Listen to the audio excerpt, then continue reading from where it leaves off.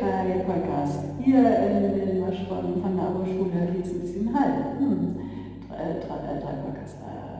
Eine Kerry-Polka und eine, die heißt Openhouse und danach noch eine Kerry-Polka.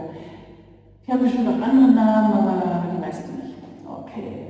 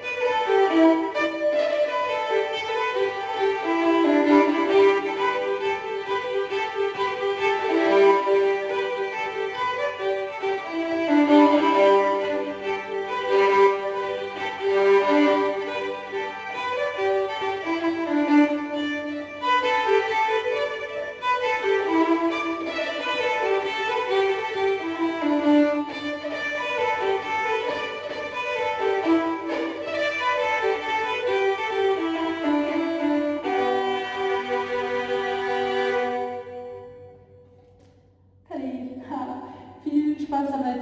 Eigentlich habt ihr jetzt immer zweimal gespielt. Eigentlich sollte man ja dreimal spielen. Das ist aber eine Konditionssache. Und ich wollte nicht, dass der Film so lang wird. Ja, das als Gedächtnisstütze und ja, viel Spaß damit.